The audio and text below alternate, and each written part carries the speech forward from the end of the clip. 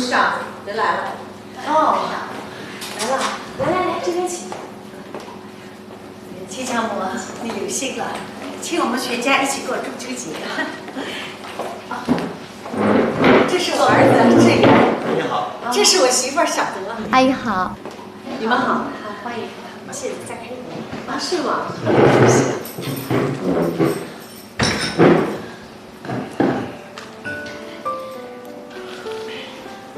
丹乔，给你未来的丈人丈母娘敬茶呀。不要了，不要了，我来吧。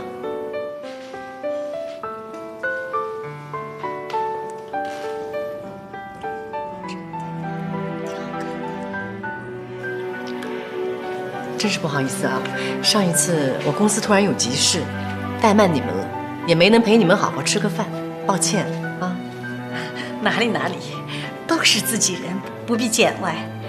再说，我们知道你有这么大的一个企业，家大业大，操心的事儿自然很多。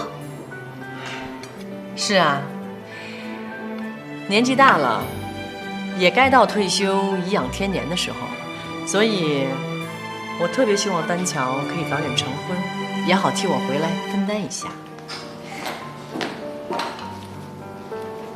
董事长，您就放心吧，我一定会尽力辅佐丹乔，把蓝桥国际这个重任担起来。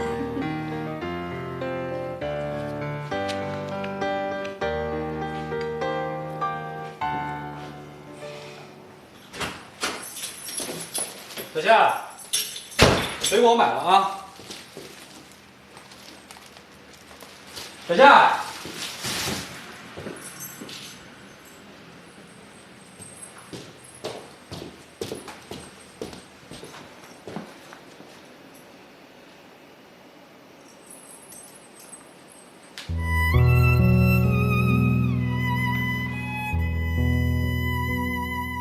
耗子，原谅我的不辞而别，我要去寻找我心中的远方和诗。 感谢你一直以来对我的关心和照顾，在我最无助、最孤独的时候，你就像一缕阳光，给我温暖和快乐。你放心，我会照顾好自己，让自己成长。我们都有理想，也许有一天我们再见时，都可以自豪地说，我们无悔于时光和岁月。无论今后有多么艰难困苦。 我会一辈子记住我们珍贵的友情，我会把它一直怀揣着，从黑夜到黎明，直至到老。顺祝中秋快乐！我心脏不太好，血压又高，所以我不能喝酒，我只能喝这个。你们随意啊，尽兴。这个酒呢，是董事长曾在这里专门招待贵宾的，来自于澳大利亚的顶级奔富。 奔富，什么叫奔富啊？是一种澳大利亚的顶级红酒。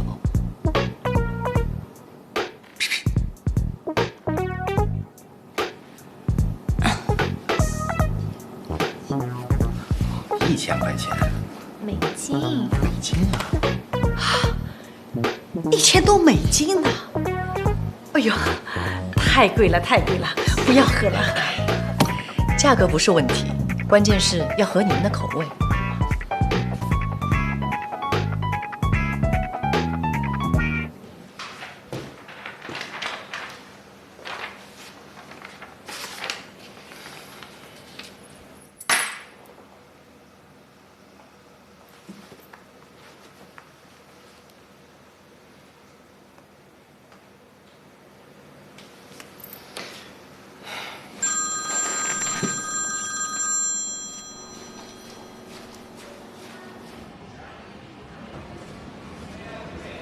哎，耗子哥，怎么了？小夏有没有回你那儿啊？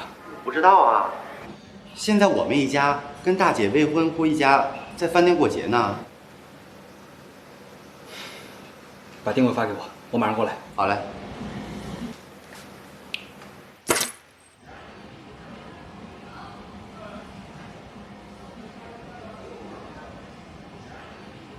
您好，您拨打的号码是空号。空号。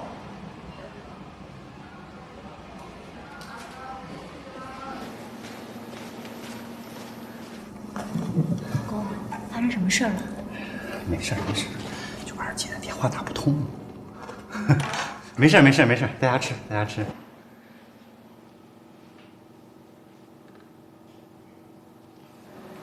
丹乔，你替妈妈敬客人一杯酒啊。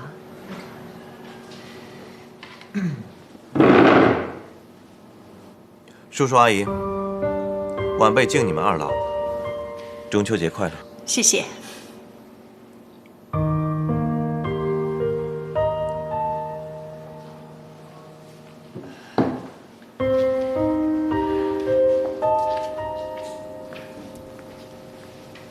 董事长，我也敬您一杯，感谢您对我的提携和帮助。今天是个特别的节日，在这里祝您节日快乐，身体健康。以后要是进了赵家门，我一定会努力做个好儿媳的。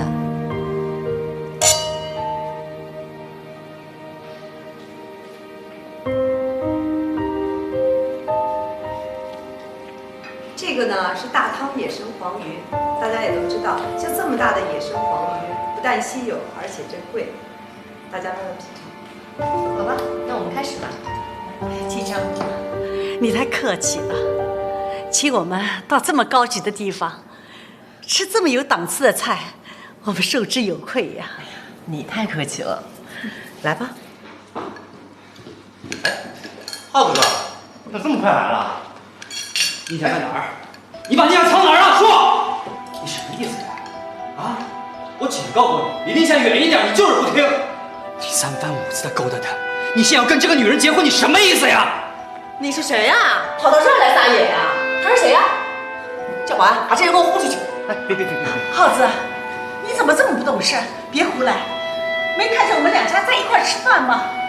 季丈母，他是我们认识的，一会儿劝他走。耗子，今天是很重要的日子，你不要胡闹。你给我闭嘴！这些都是你造成的，你别以为我不知道。你冒用小夏哄小刀的身份接近赵丹乔，对吗？我说的有错吗？你以亲情来要挟小夏，让她消失，让她退出。你自己的爱情遭受了伤害，你为什么要把这种伤害转嫁给别人？你说什么？你再说一遍。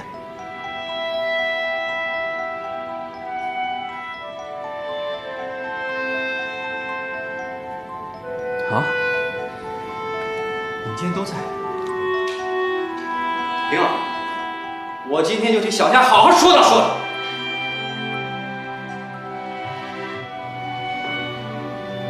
小夏从小就是一个非常优秀的女孩，在学校里，她各门成绩都是数一数二的。她本应该有一个非常好的前途，但是老天爷对她不公平，就在她中考前的2个月，她的父母双双离去了。所以他没有发挥好，只考取了初中。但是小夏对伯父一家的收养，一直怀着感恩的心，对吗？所以他早早的参加工作，早早的挣钱，就想补贴家用，减轻伯父家的负担。他孤苦伶仃的过了这么多年，多可怜的孩子！4年前，小夏在网上认识了一位树洞先生，我也不知道为什么。这位树洞先生到底有什么样的魔力，能让小夏痴迷，能让小夏勇敢地打开自己的心扉？但是这位树洞先生却要求跟小夏谈一场假恋爱。假恋爱，小夏她答应了，她跟老板谈假恋爱。结果呢，小夏不知道为什么，她假戏真做，她爱上了她自己的老板。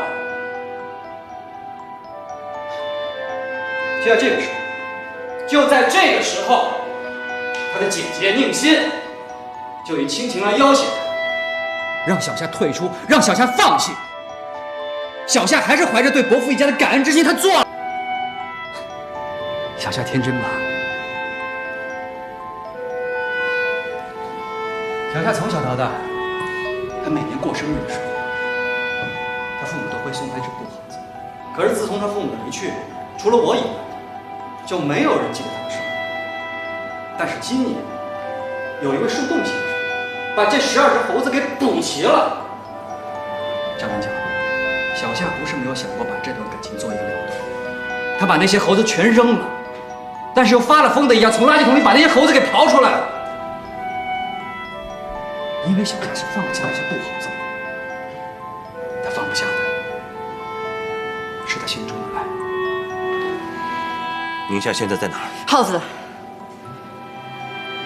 今天是我们一家人吃团圆饭的时候，我求你别胡闹了，好吗？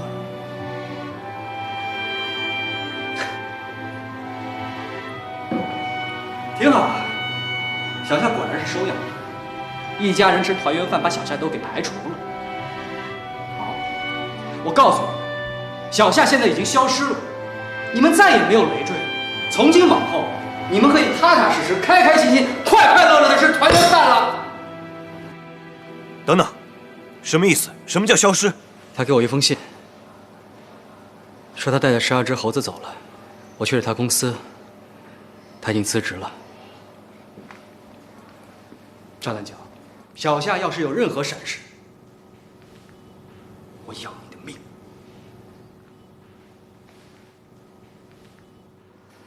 浩子哥，浩子哥，你去哪儿？老婆，你跟着爸妈一起走，注意安全啊！浩子哥。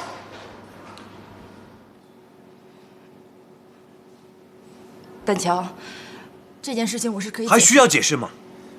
我真傻，我一直在怀疑你。你根本就不是洪小豆，但是我一次又一次的相信你的谎言。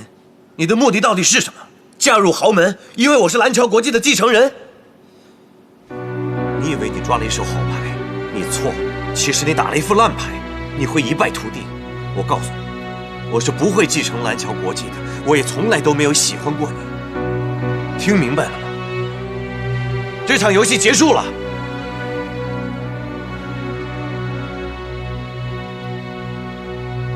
丹乔，这是怎么回事？怎么回事？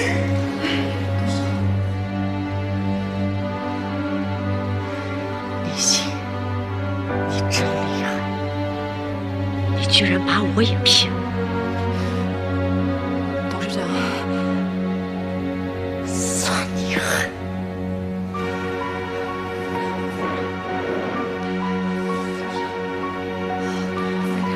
董事长，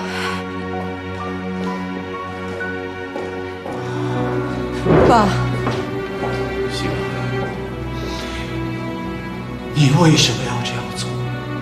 啊，这样做你对得起谁啊？爸，不是的，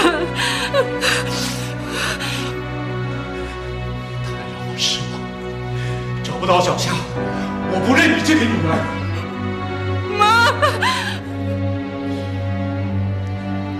你让我怎么说你好？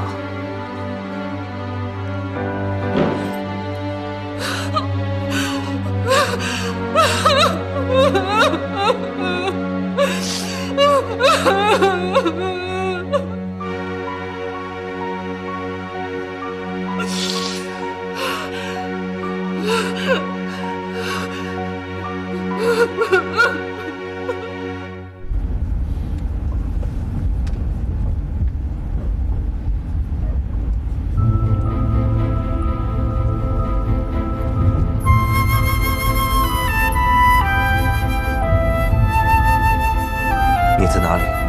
快回答！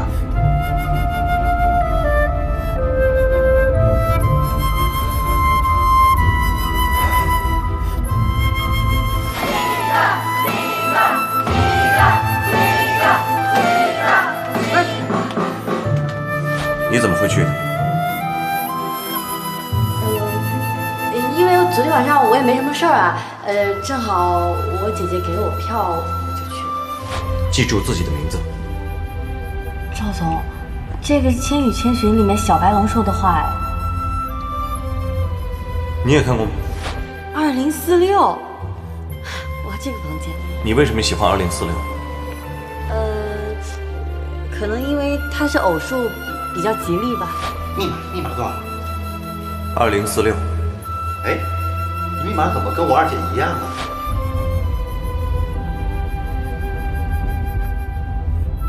洪小豆，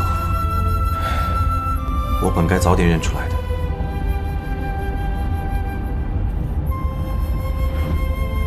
你现在在哪里？我很想你。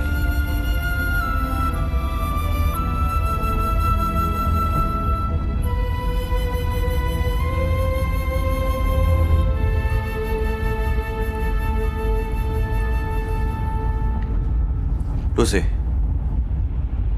我有事情需要你帮忙。你介绍过宁夏去的那些公司，我需要地址和名字。是的，拜托你了，我急着要找到他。谢谢。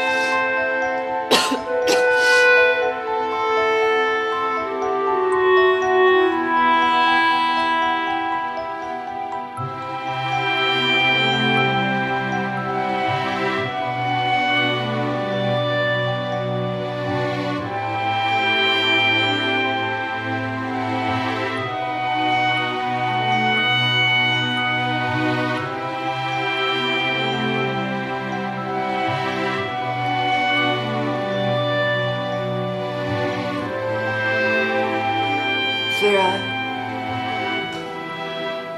来接我好吗？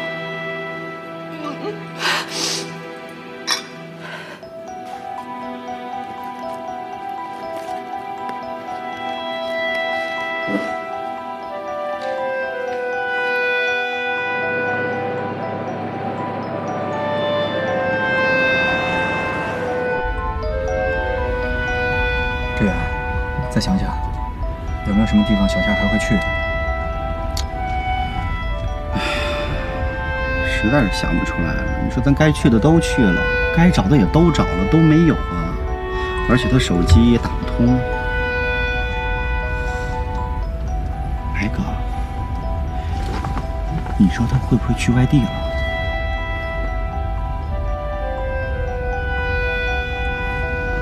走，去趟机场，看看有没有他的登机信息。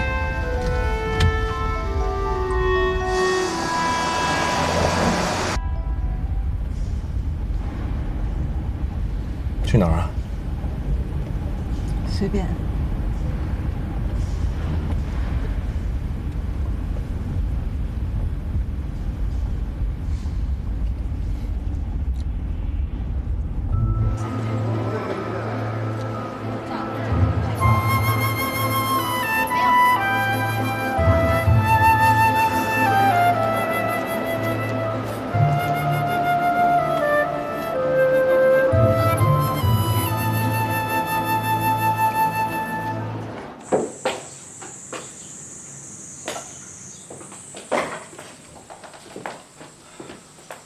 杏儿，坐吧。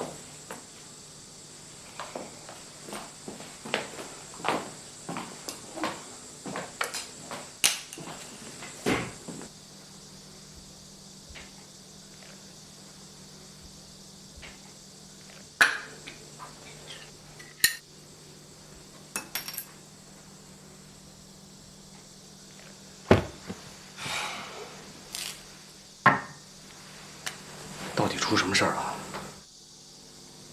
我现在什么都没有了，没有了家人的信任，连小夏也失去了。小夏怎么了？小夏因为我离家出走了。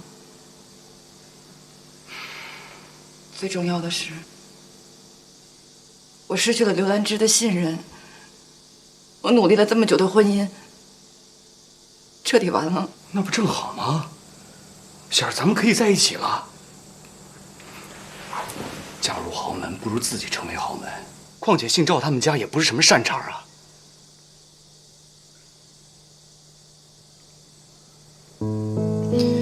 虽然，你上次说刘兰芝积累的财富是靠不光彩的手段获得的，是什么意思啊？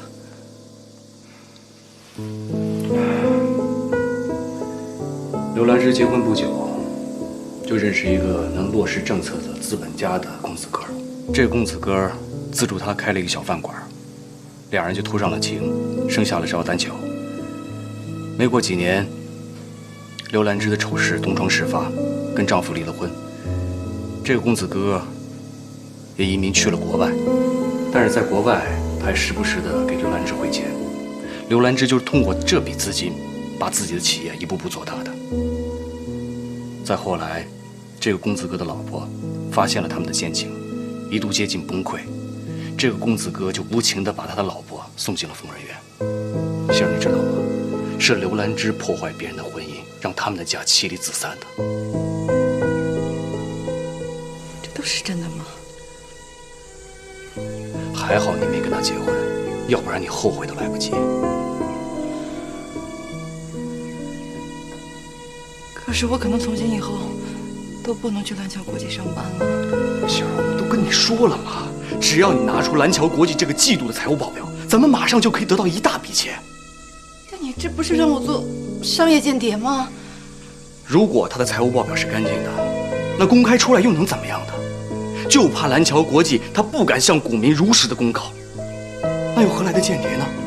咱们是为民除害啊，杏儿。虽然你这么想要他们财务报表，到底为了什么？杏儿，你听我说，我做这一切不是在害你，我这么做都是为了咱们将来考虑。你不能再犹豫了，如果你真被他们辞退了，就连最后的希望都没了。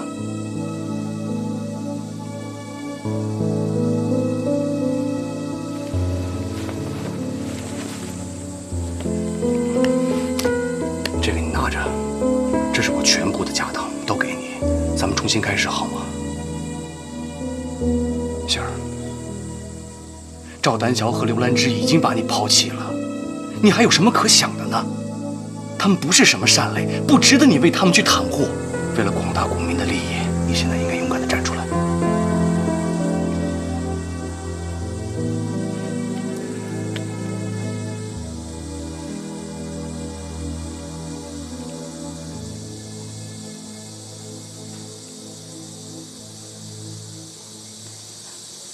我有蓝桥国际管理网页的口令，有用吗？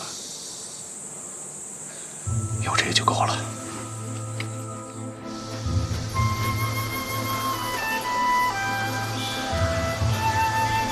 耗子哥，怎么样？找着了吗？没有啊。你说火车站、飞机场、汽车站，谁也不知道他从哪儿走的呀。都怪我不好。其实你姐这2天，她的举止有点反常，只怪我没有注意到她。她是在我家走的，我有不可推卸的责任。耗子哥，你也别自责了，我姐这么大人了，她一定有她想去的地方。等她安全到达之后啊，她会跟咱们联系的。这样吧，咱先回去等消息啊。走吧。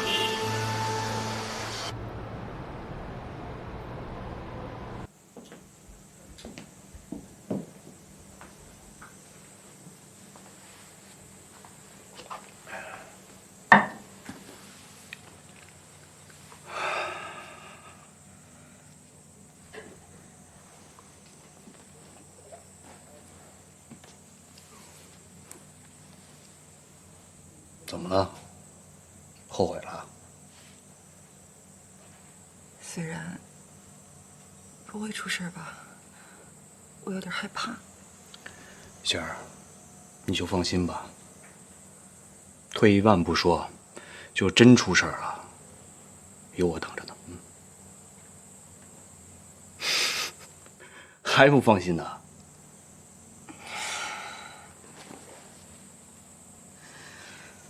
今天发生事情实在太多了，还有小夏，还不知道小夏现在怎么样呢。她毕竟是我妹妹。他这么大人了，不会出事的。弄不好啊，现在都已经找着了。你要是实在不放心呢，打个电话问问。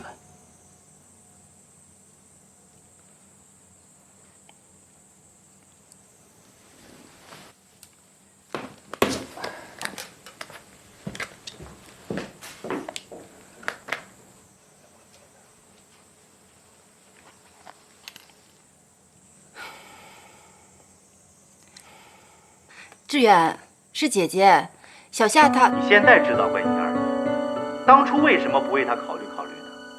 你明明知道二姐喜欢赵丹桥，你还横刀夺爱。现在好了，二姐消失了，你满意了吧？如果二姐有什么三长两短，我也不认你了。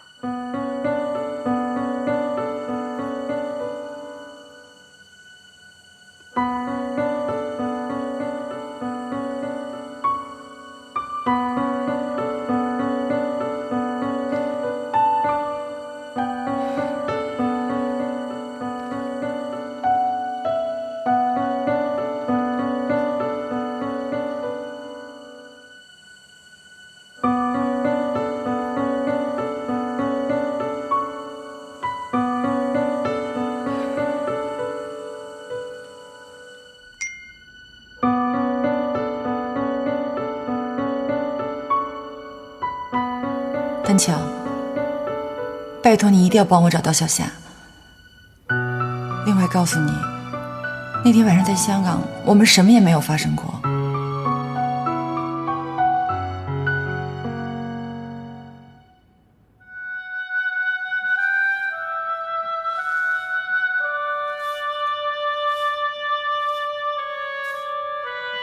亲爱的树洞先生，早上好。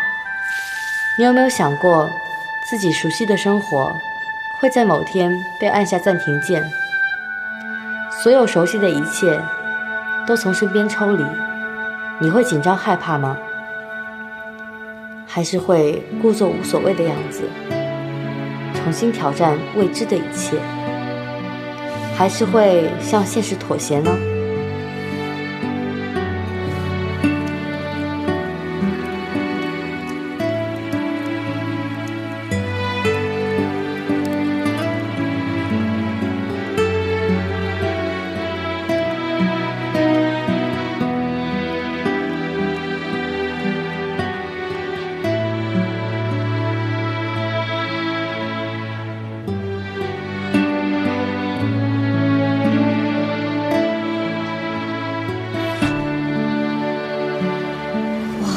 简直是艺术品哎！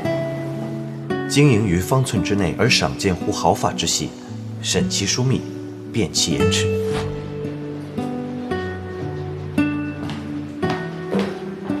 赵总，这是开世界旅行社关于私人定制的合作项目书。我知道您交代过要终止跟他们的一切业务关系，但是这真的是一个非常成熟的企划案，而且一看就是宁夏的手笔和构思。我给您读一下啊。相比较奢华的星级酒店，一间独具风格的精品民宿更具诱惑，更容易牵动我们的感情。这一看就是宁夏县。哎，老板，这儿招聘啊？对，怎么有兴趣啊？我觉得这儿世外桃源，跟我挺有缘分的，有机会一定会过来的，而且做导游是我的专长。没错。绝对在那里，我一定要找到你。哎，赵总，你去哪儿啊？咱下午还有个会议呢。哎，赵总，老板，那我们就出发了啊！好，坐下去。好。怎么样，都到齐了吗？8个人，还差2个，在哪儿啊？来了。行，都到齐了，该带的都带好了吗？都带好了。那我们出发吧，走。跟我走好了啊。董事长，你慢点。哎，董事长，我觉得您最近的身体状况不太好，要不约周医生过来做个检查吧？你看着办。好。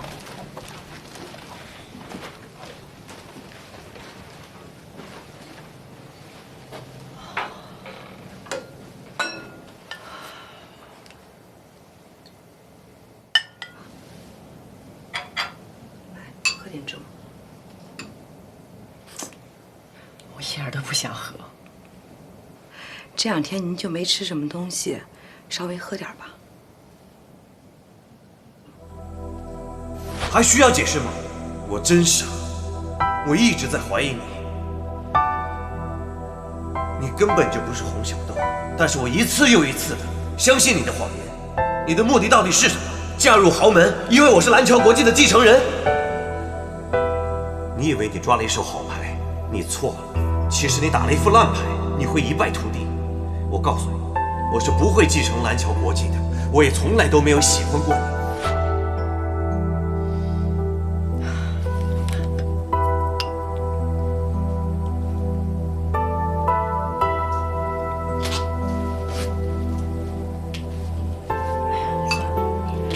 我还是不吃了，让陈姐把它收了。哦，是。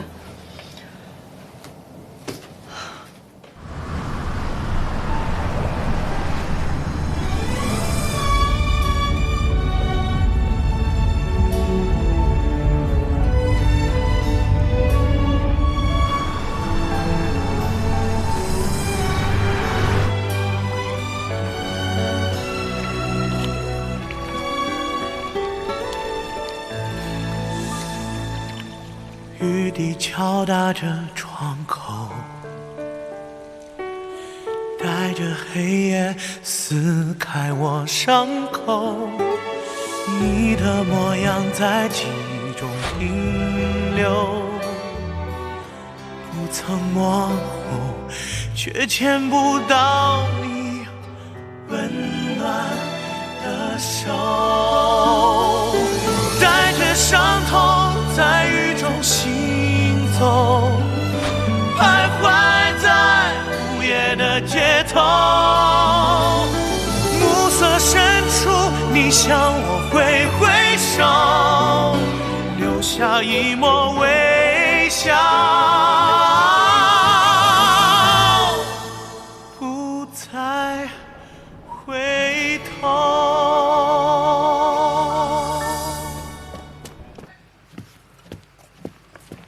哎，先生住店？我来找人的。找人啊？他叫宁夏，他来过这儿吗？宁夏？啊，我想起来了，你是上次跟他住店的那个，你是他男朋友。他真的在这儿？哼，两口子吵架，他离家出走了。我现在有些事情需要找到他，他现在在哪儿？他早上带着一帮驴友去游览古镇了。要不我给你泡杯茶，你等他一下。哦，不用了，不用了，谢谢，谢谢，非常感谢。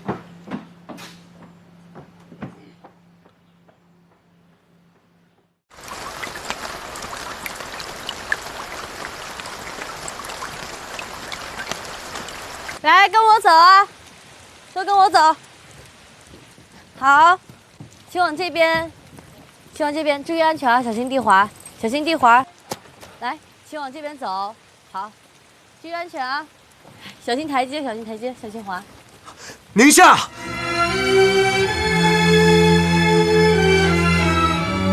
我终于找到你了，秦昊把一切都告诉我了，我只想坦诚地告诉你，我爱你，请你原谅我，我错了，请你原谅我好吗？别说了，太晚了，我已经不是你的洪小豆。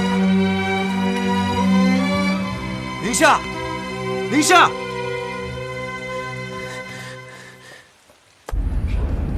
哥，你说二姐同学家咱该找的都找了，还是没有音讯。咱也不能这样漫无目的的满世界乱找啊。小夏的圈子并不大，除了同学就是同事。你说咱们俩去哪儿找线索？哎哥，你不是挺了解我二姐的吗？她以前有没有跟你说过比较愿意去的地方，或者说她比较向往的地方？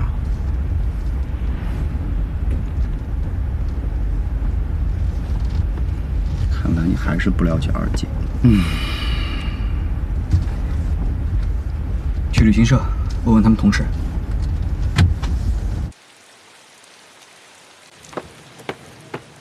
宁夏，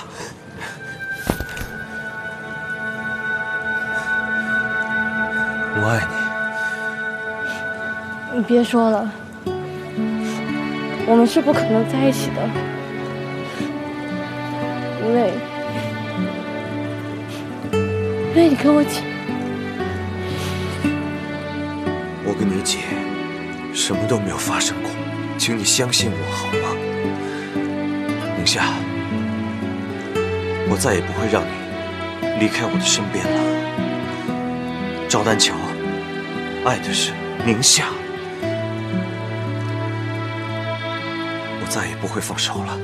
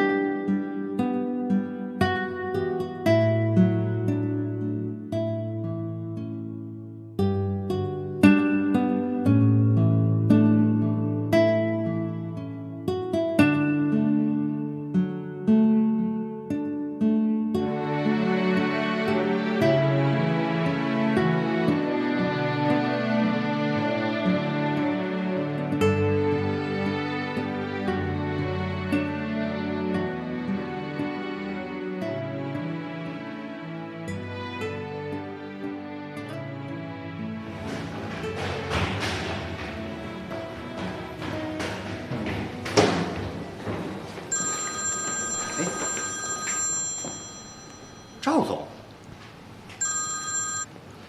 喂，赵总你好。志远，是我。二姐，你在哪儿呢？别，我们快着急死了。你放心吧，我在古镇呢，我特别安全。二姐，你到底在哪儿呢？我们现在找你去。志远，你就放心吧，我一定会把小夏安全的带回来的。好，拜拜。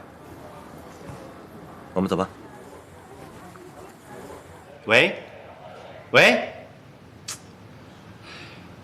为什么用的是赵丹桥的电话？我哪知道啊！赵总说了，马上就把二姐送回来。你看啊，最了解二姐的还是赵丹桥。你看这么快就给找着了。你哪儿那么多话？赶紧给你爸妈打个电话。小心。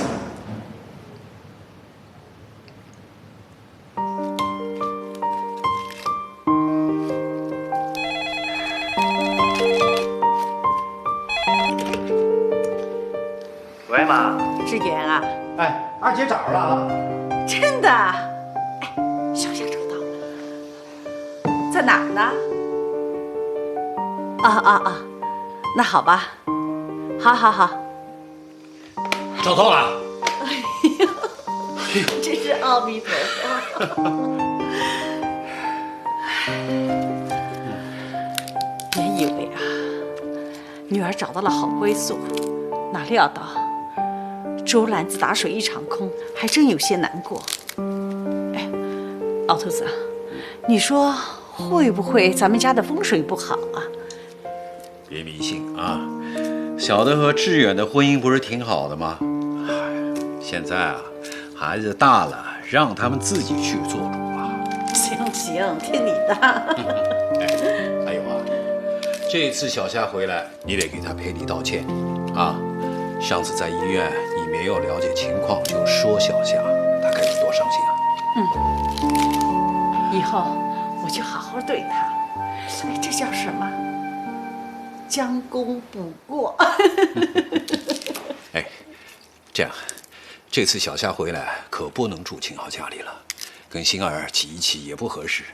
这样吧，我们出钱，啊，把他以前租的那个房子再租回来，你觉得怎么样？这是个好办法。或许双手赞成。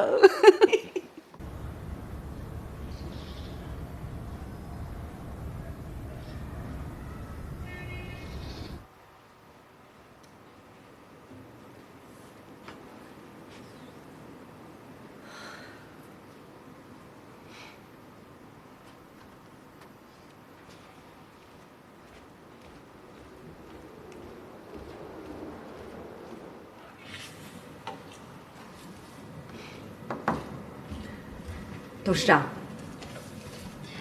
刘姨啊，好久不见。哦，现在还是要叫你刘董事长。其他人呢？你不觉得奇怪吗？我怎么会出现在蓝桥国际的董事大会上？我一点儿也不奇怪。你父亲原本就是股东，而且最近你又趁着股价下跌吃进了不少。冯家现在应该是第2大股东。你夺走了我母亲的幸福，让她这20年一直待在疯人院。我作为我父亲的代理人，加上我所持有的股份，我会让你对她的伤害付出代价。我刘兰芝问心无愧。如果你听信你母亲的一面之词，那我也没有办法。你想怎么样，我奉陪到底。通知其他股东，会议半小时以后照常进行。半个小时以后，难堪的人会是你吧？董事长，你可以看看。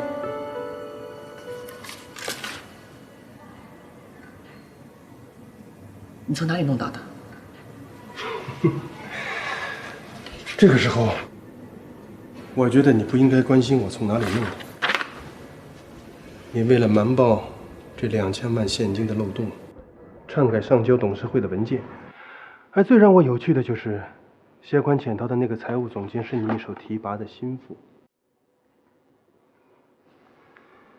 离开会还有20几分钟，这份文件现在董事会人手一份，你还是好好考虑一下，该怎么向他们交代。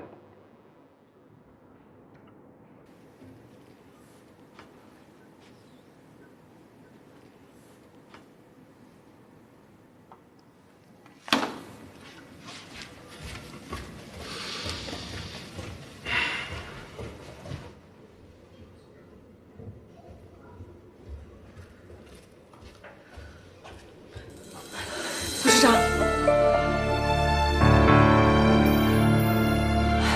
哎呀，董事长！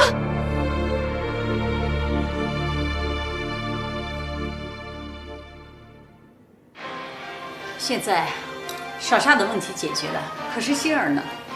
她都几天没回家了，也不能和随人老是待在一起啊。这是怎么回事？真是让人担心死了。你看你，刚才还说不管女儿的婚姻大事，怎么又来了？虽然是什么人品，咱们又不是不知道。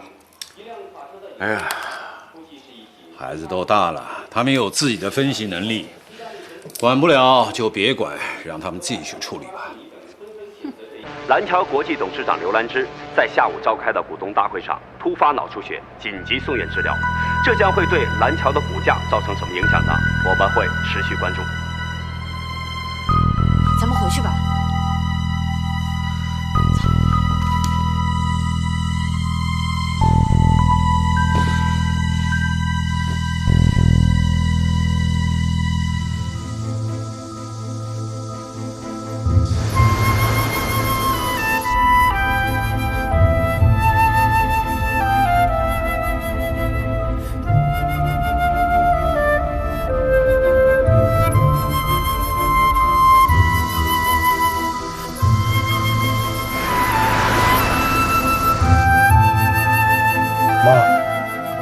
那个女人终于倒下了，你的气，儿子为你出了。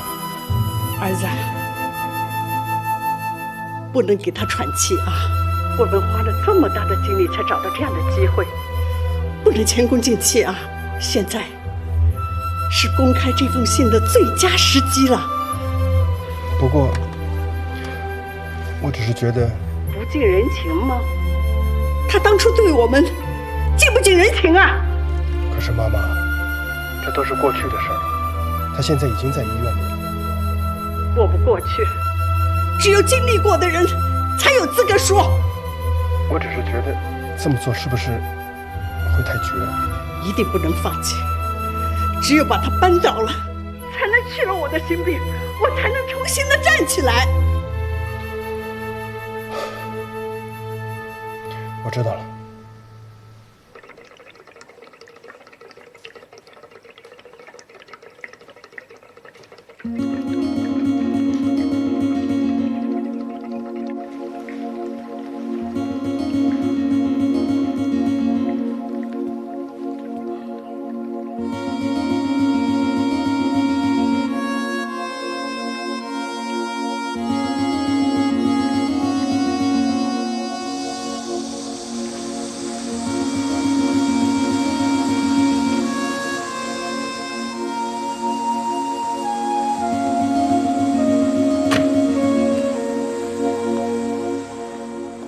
现在做的这个网站企划案呢，还是比较传统、比较单一，不能发挥咱们酒店的这个功能性。这个酒店宣传呢，只是网络平台的一部分，那不能代表这个网站的本身呢。啊，你们回头啊，还是得做一个稍微有新意一些的策划案给我看。啊，那今天先到这儿吧，咱们有情况再随时沟通，好吧？嗯，好。仙儿，你怎么来了？到底怎么回事？刘兰芝病倒了，差点就没命，我很害怕，你知道吗？刘兰芝病倒了，是因为她旧病复发，跟咱们又没关系。但她病倒是因为我们的计划引起的，不是吗？虽然，如果她真的有三长两短的话，我会一辈子受到良心的谴责的。仙儿，我不是说过了吗？不管发生什么，有我在你身边。行了，中午想吃什么？我好好犒劳犒劳你。走啊！来，走。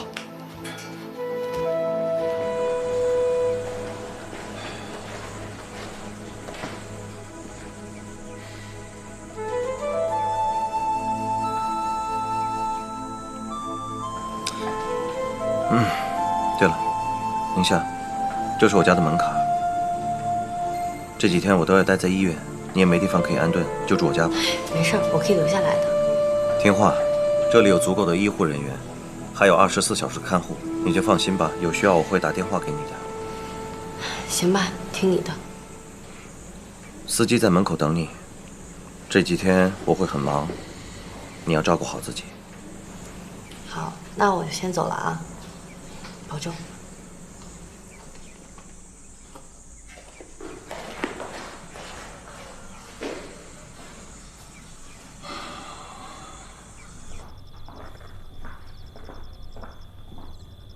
你好，两位有预定吗？我姓隋。好，请这边走啊。请坐这边。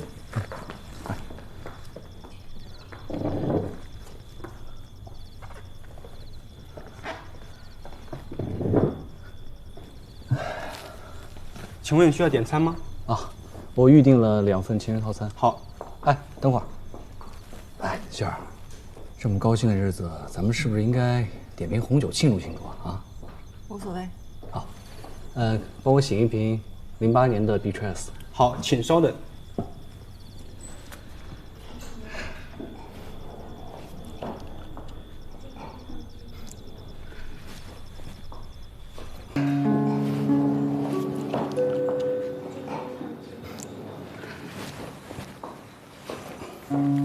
来，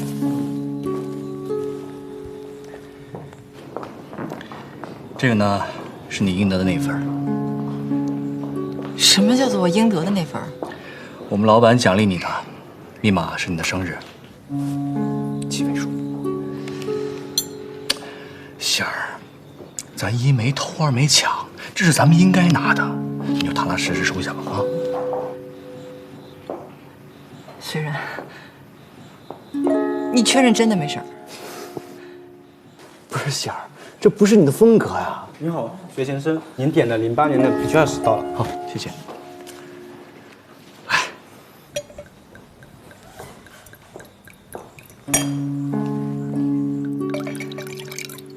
仙儿，为了咱们光明的未来，来干一杯。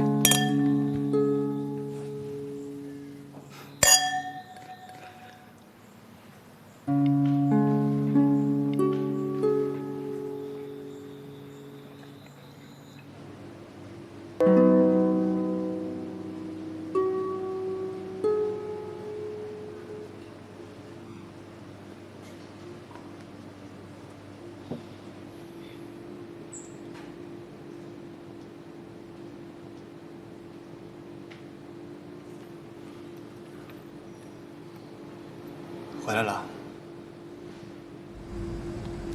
你一定饿了吧？我给你做点吃的。不用了，浩子，对不起，让你担心了。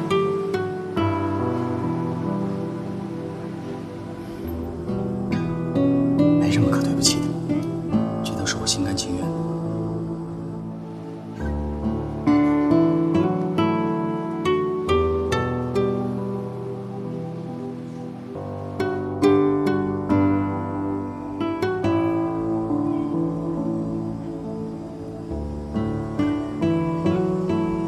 小夏，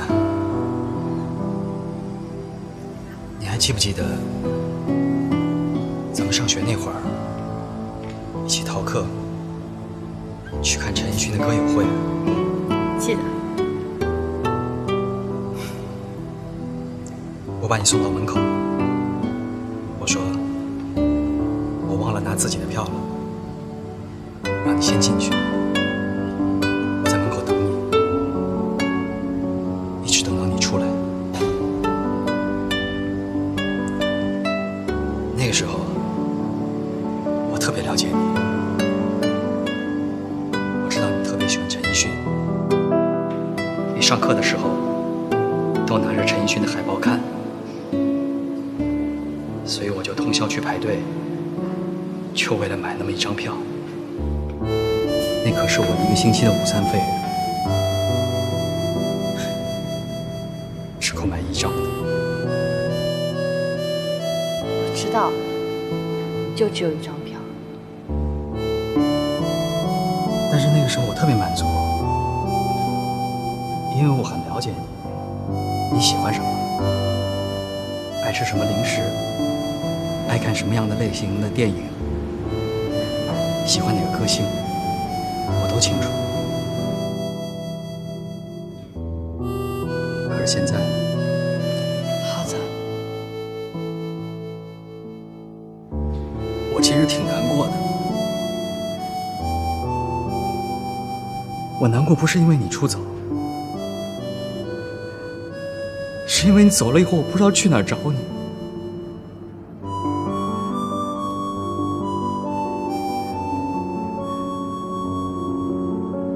你身边任何一位朋友电话我都没有，我不知道该去哪儿找你，我不知道找谁，我特别自责。咱们俩虽然从小一起长大，从来没有分开过，但是我发现我没有用心去体会你的一切，体会你的梦想，你为什么痛苦，我都不知道。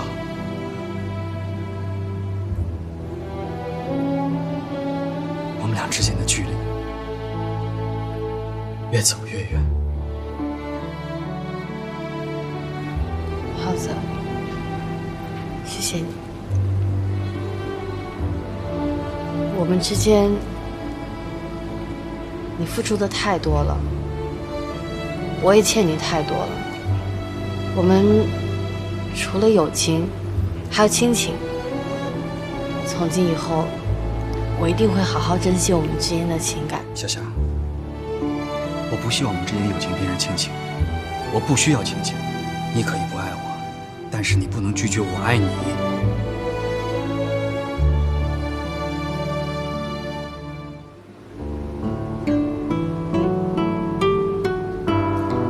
浩子，我真的不知道该怎么回报你。我不需要你的回报，我只需要你在我的视野里，在一个我看得到你的地方。你必必须向我保证，以后再也不消失了，行吗？我受不了。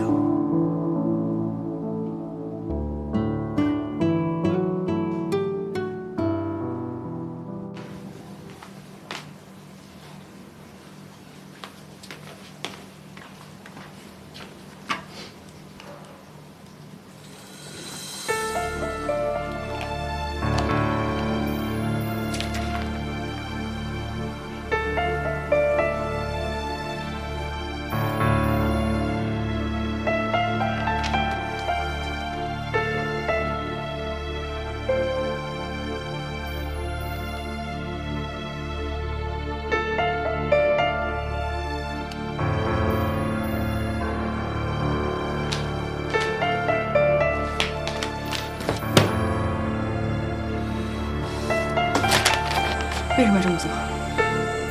你已经打垮刘兰芝了，为什么还要做这种下三滥的事儿？仙儿，你听我说，要想彻底的击垮刘兰芝，这才是致命的利器。你知道这样做会伤害到多少人吗？赵丹桥他们父子要面对多少社会舆论？你想逼死他们？赵丹桥，赵丹桥，一提到赵丹桥你就给我起急。仙儿，是他抛弃了你，是他不要你，是他对不起你，现在你还要维护他吗？这是两码事儿。虽然，你从什么时候开始变得做人这么没有底线和准则？你还是想着他是吧？你简直是狭隘！怎么会变成这样的人？对，我狭隘。冯继尧的目标就是刘兰芝，而我就是要打垮赵丹桥。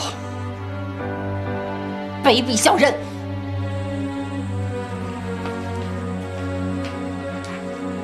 星儿。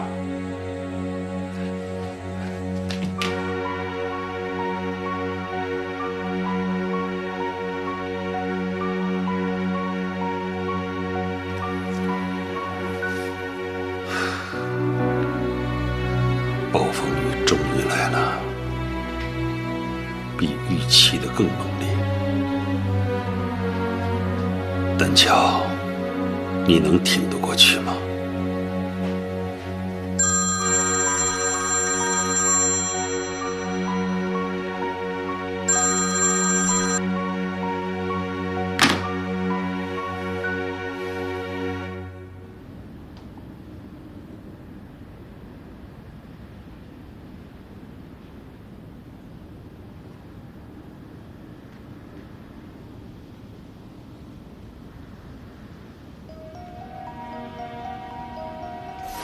哎，张先生，您不是叫张志伟吗？怎么变成赵志伟了？我以前姓赵，现在姓张。天哪！不能让他知道。